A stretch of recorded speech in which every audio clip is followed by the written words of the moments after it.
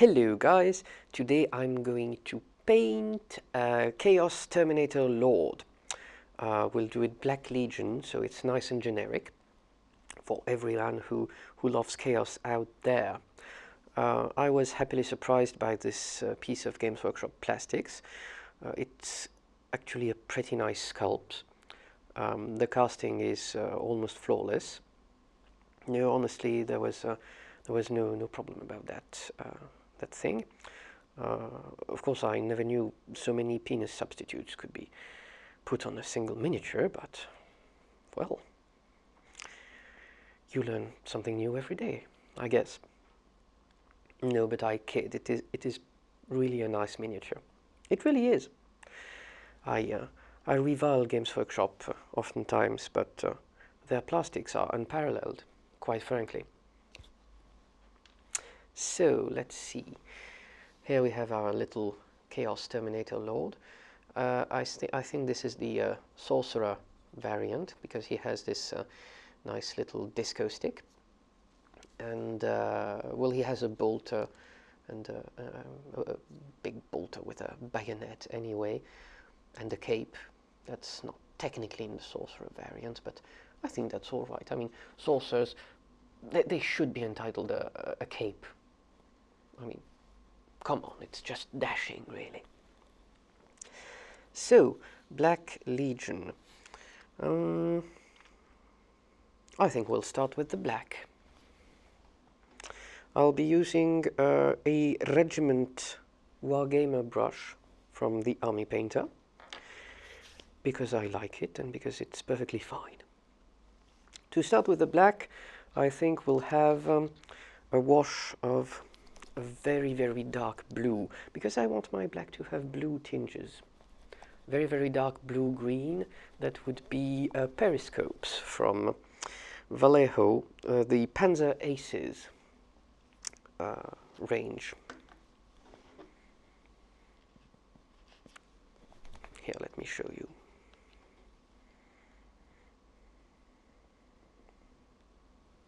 There, you see? It's quite dark.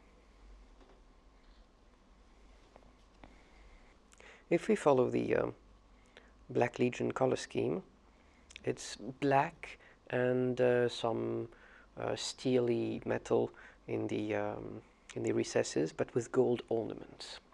So we'll do just that. It's perfectly fine. It's actually quite pretty. So I think we'll do that shoulder pad. Oh dear. There. Here we go. He has a little Eye of Sauron theme going on, it seems. I'm overstepping a little on the on what will be gold later on. It's quite all right. There's no need to fret about that, as we'll paint it later. But for now, to the black. Now, as you may notice, I have pre-shaded this miniature. That means I have primed it first black, then grey, then white. Black everywhere, and then grey pretty much on top of all the details, and then a sprinkling of white just on top to simulate zenithal lighting. I like this method because the work is practically done for you, especially for these miniatures which have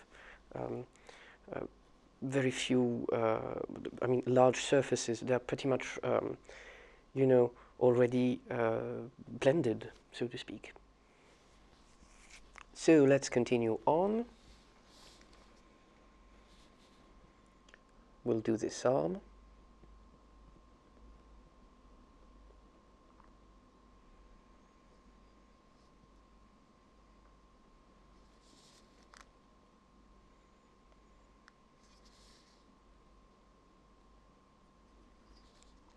He has all those lovely spiky bits.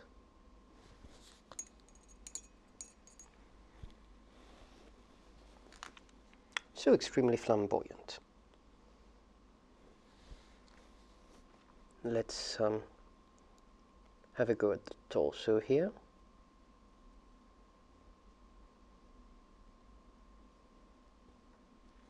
It's pretty much in darkness, but never mind that. A tinge of color is always nice. Now I think we'll do one of the legs.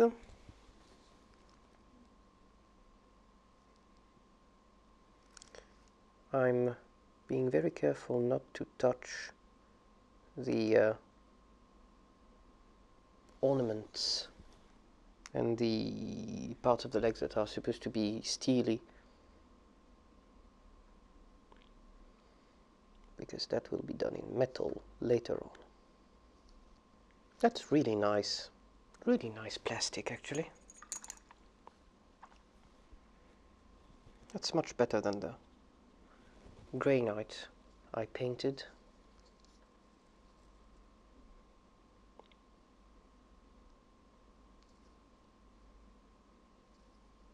Then again, it's a character. This is a multi-part plastic kit from Games Workshop.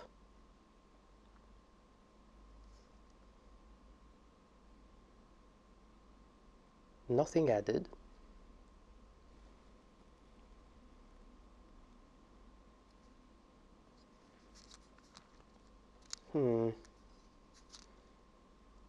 Yes, I think that's black as well. Well, I'll paint this black as well.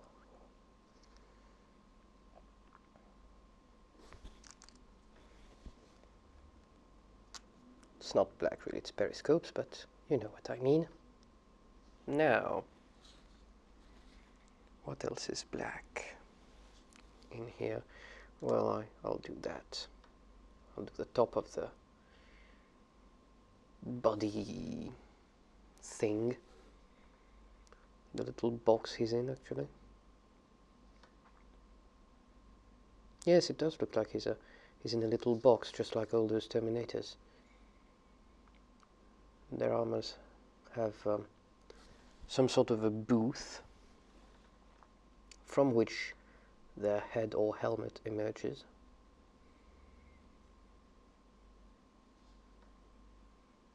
It's quite top heavy. Now, I think we'll do metals. First we'll do the lovely silvery things. Well, not silvery, really steely things.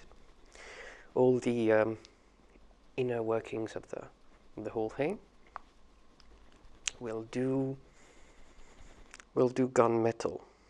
This is gunmetal from not from Vallejo this time, although it's the same name, but with the it's from the Army Painter, the War Paints range. I mean, I really like those metals. They're really nice. They're not as oily as the foundry metals. They're a little more covering. They're very fine, a lot more fine than the Vallejo metals, actually, which are a bit grainy. Well, the general range, at least.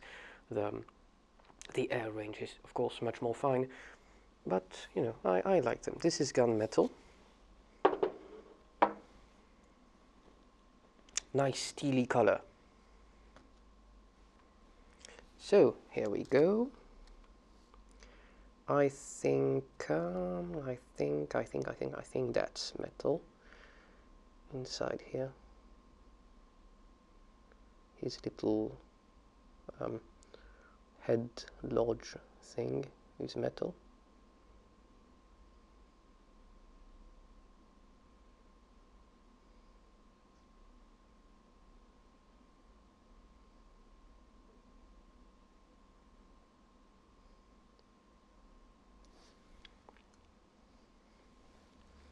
This is a wash because I want the pre-shading to actually be shown, be seen below what I'm painting. So yes, it's some sort of metallic sheen that I'm doing instead of just just painting metal. There. Now I think, yes, I think those big spikes here are metal as well.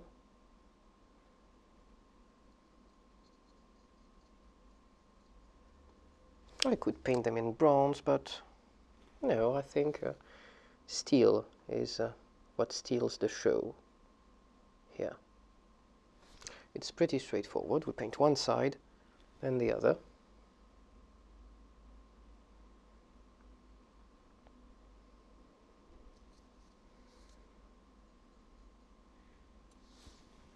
Like so. It has a little butcher's hook here.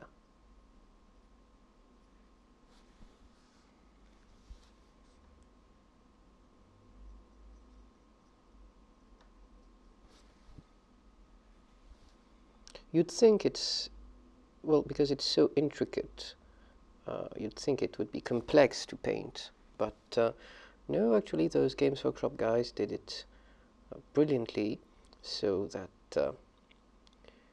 all the little areas would be pretty straightforward to do. I'm sorry if you can't see the miniature for a bit. That's because I'm checking it, putting it closer to my eye, and unfortunately that does take it out of the camera field for a bit. Now I think we'll do the gold. I'll use yes, I want something a bit rich. I want something a bit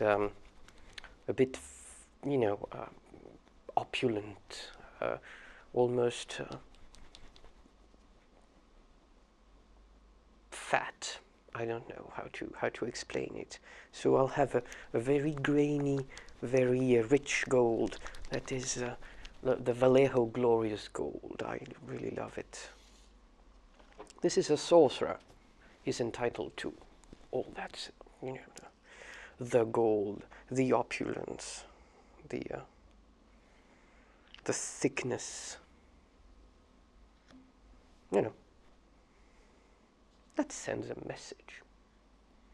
This is my glorious gold.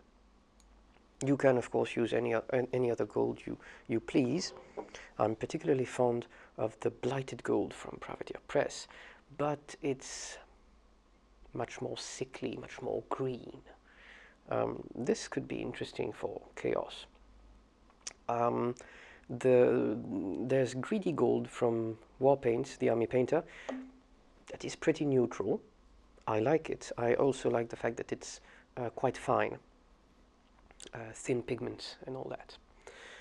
You could always find several different types of gold in the Vallejo range and in the Air range from Vallejo, which have very fine pigments. I found this one and I'm sticking to it, at least for this miniature.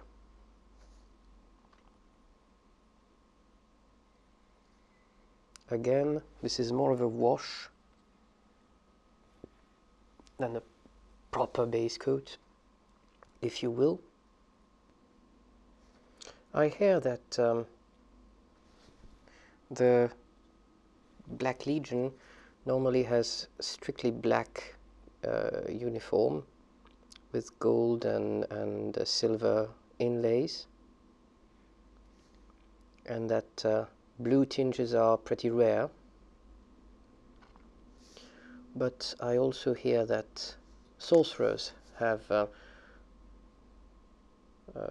pretty much always, I saw that on the official color schemes, that they pretty much always have those gold inlays anyway, and those blue tinges in their armor or whatever they're wearing, their cloaks and such.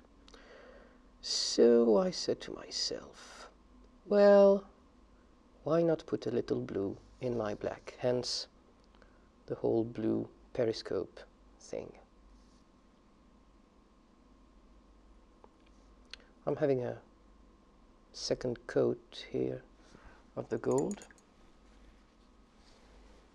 just where I overstepped on the with the blue.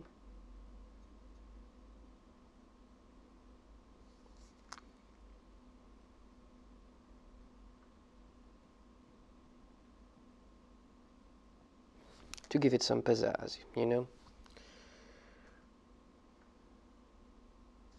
All right. Now it's time to be slightly more precise. So I'll change brushes and I'll grab my number 1 Raphael brush, which is pretty much equivalent to the Army Painter's Wargame brush regiment, but it keeps its point better. It's Kolinsky Sable, that's why. Oh no, this one isn't Kolinsky Sable, it's synthetic, but Raphael does know how to make brushes.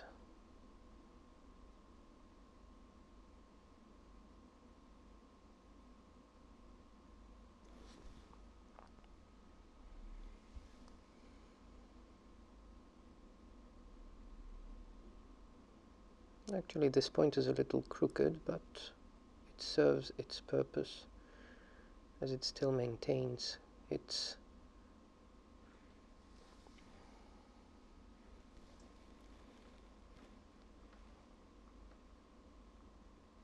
well, its unicity, its cohesion.